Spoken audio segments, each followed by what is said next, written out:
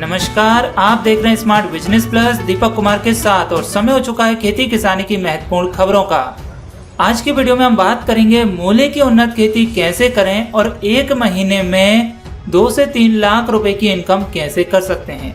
किसान भाइयों, आज का जो टॉपिक है वह बहुत ही महत्वपूर्ण है क्योंकि मूली की उन्नत खेती करने का समय शुरू हो चुका है। यदि आप कम जमीन से भी अच्छी खासी इनकम करना चाहते हैं तो आपके लिए ये मूली की उन्नत खेती करना बेस्ट जरिया है। साथ ही हम आपके लिए बताएंगे कौन कौन सी उन्नतशील किस्में हैं जो अच्छी उपज दे देती है और मार्केट में जिनकी डिमांड सबसे ज्यादा बनी हुई है। खेत की अकाई से लेकर प्रोडक्शन तक सब कुछ आप विस्तार से जान पाएंगे और आपसे निवेदन है कि वीडियो को अंत तक देखते रहें क्योंकि यहाँ पर हम आपके लिए एक विजेता कॉन्टेस्ट का एक सवाल पूछेंगे। यदि आप उसका सही जवाब देते हैं तो आपके लिए मिलेगा 10 ग्राम गिलकी का बीज। यदि आप विजेता बनना चाहते हैं तो वीडियो को लास्ट तक देखते रहें। सबसे पहले बात करते हैं हम कि मूली की खेती करने के लिए जलवायु कैसी होनी चाहिए। तो मूली के लिए ठंडी जलवायु उपयुक्त होती है, लेकिन अधिक तापमान भी यह खेती सह सकती है। मूली की सफल खेती के लिए 10 से 20 सेंटीग्रेड तापमान सर्वोत्तम माना गया है, लेकिन ये तापमान यदि 35 डिग्री भी बढ़ जाए तो भी फसल की उपज में कोई कमी नहीं आती है। और अभी जो समय चल रहा है वह हमारा अक्टूबर का समय आने वाला है। यदि आप अभी सितंबर में खेत की अकाई जुताई करके अक्टूबर महीने में भी इसकी बुआई कर देते हैं तो आप 35 से 40 दिन बाद अपनी फसल को खुदाई के लिए तैयार कर सकते हैं और आपकी इनकम भी काफी अच्छी हो जाएगी।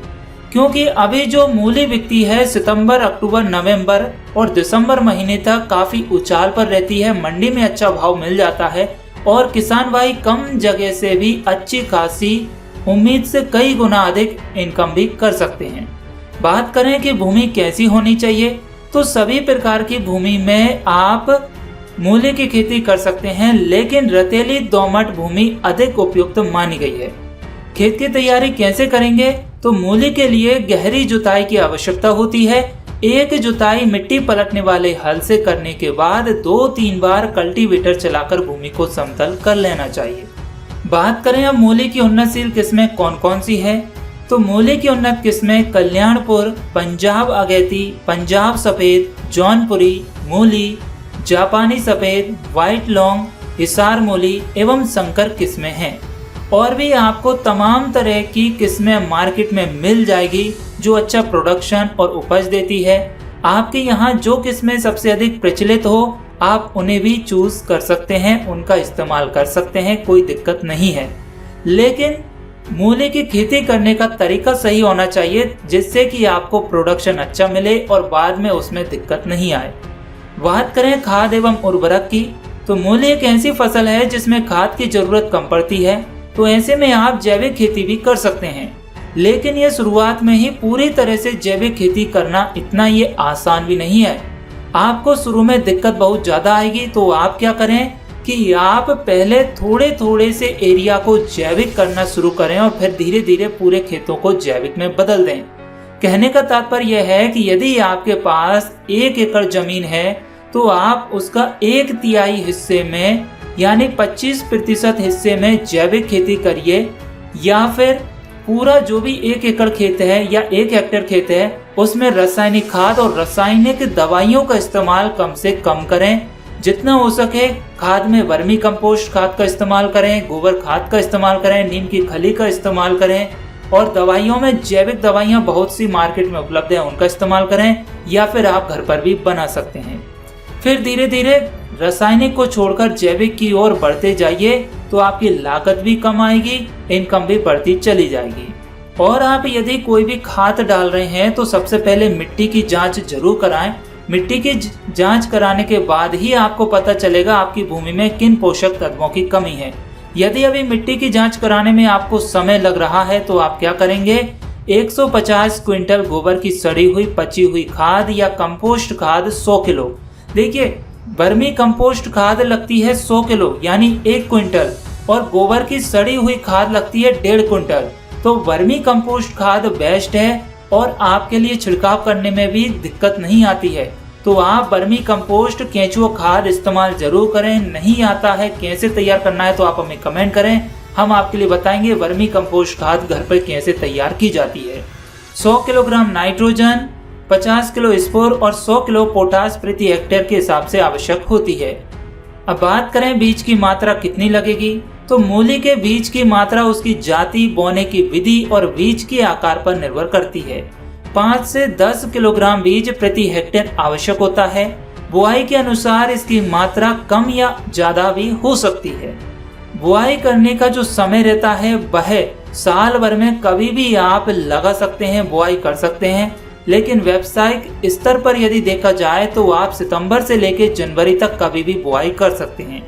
लेकिन आपको यदि अच्छी इनकम करनी है तो आपके यहाँ का मंडी का भाव देखिए, किस महीने में सबसे अधिक मूली बिकती है। यदि आपके यहाँ पर मान लीजिए नवंबर दिसंबर में मूली की जो प्राइस है वो हाई रेंज पर रहती है, तो आप सितंबर अक्टूबर में बुआई कर सकते हैं, तो आपकी इनकम लाखों में ही पहुंचेगी, इसमें कोई संदेह नहीं है। बात करें बुआई की विधि क्या होना चाहिए, तो मूली को आप 2 तरह से बुआई कर सकते हैं। पहला तरीका है कतारों में।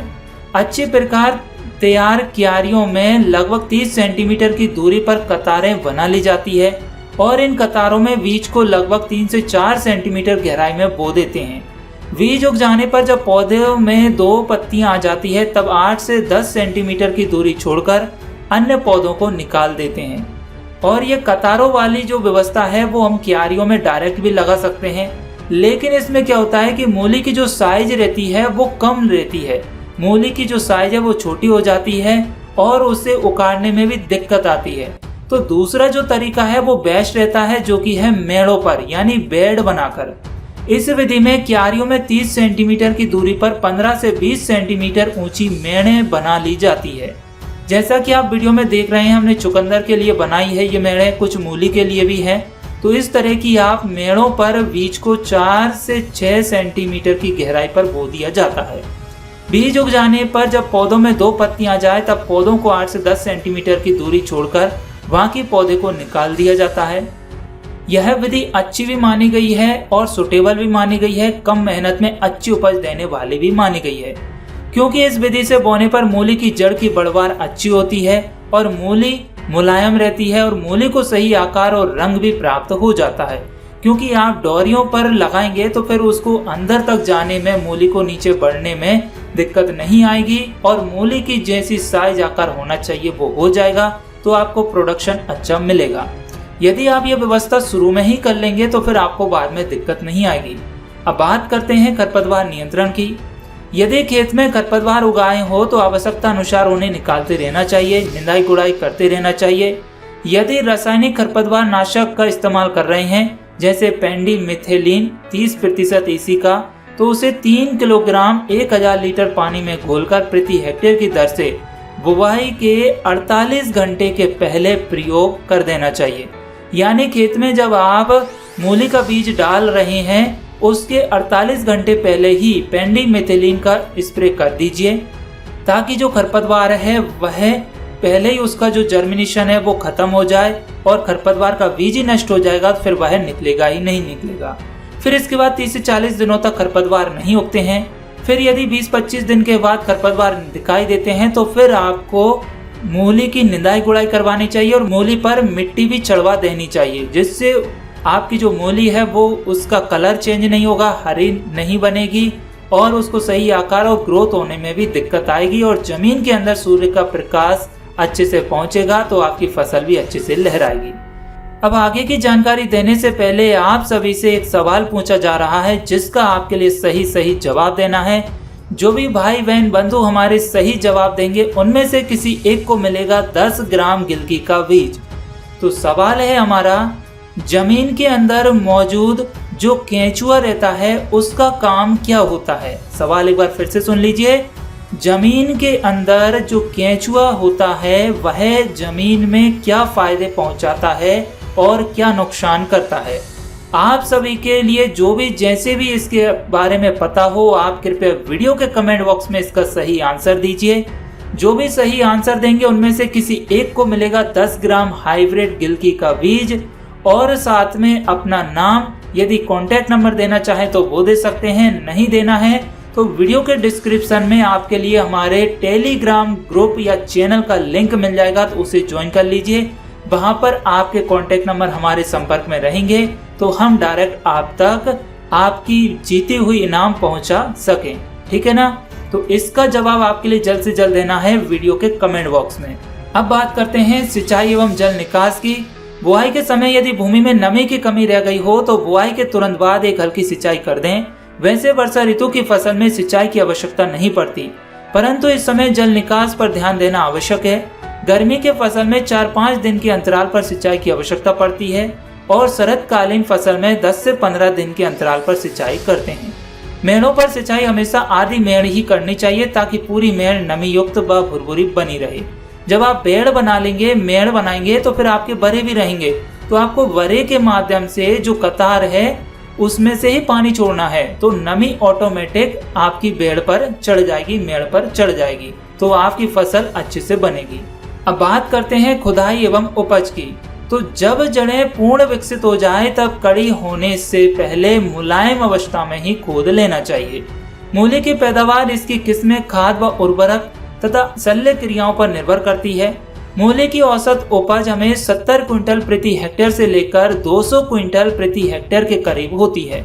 इसमें डिपेंड करता है किसान के ऊपर कि वो किस तरह की विधि अपना रहे हैं, और ये उपज आपके लिए तब मिलेगी जब आपने विधि सही अपनाई है फसल करने की, आपने बीजों का चुनाव सही किया है और साथ ही आपकी फसल में किसी भी तरह के कोई रोग वायरस का प्रकोप नहीं हुआ है, मौसम ने सही आपका साथ दिया है, तो आपकी इतनी उपज हो सकती है। अब बात करें कि यदि आप 1 हेक्टेयर में करते हैं तो कितनी इनकम तक ले सकते हैं आप। देखिए एवरेज है हमारा 70 क्विंटल से 200 क्विंटल प्रति हेक्टेयर तक। यदि हमारी फसल प्रभावित होती है तो 70 क्विंटल तक एवरेज जाता है। यदि अच्छी बनती है तो 200 क्विंटल प्रति हेक्टेयर तक आप उपज ले सकते हैं। यदि हम इसकी एवरेज वैल्यू निकालें, लगभग आपकी फसल मान लीजिए अच्छी भी नहीं बनी ज़्यादा और आपकी फसल प्रभावित भी नहीं हुई, तो कम से कम और अधिक से अधिक आप 100 क्विंटल प्रति हेक्टेयर तक उपज तो ले ही सकते हैं। यदि 100 क्विंटल आप उपज ले रहे हैं और मार्केट में आपको 15 रुपये प्रति केजी के हिसाब से भी मूली बिक जाती है, तो भी आपका सीधे 1.5 लाख का नेट प्रॉफिट है 1 से 1.5 महीने के अंदर।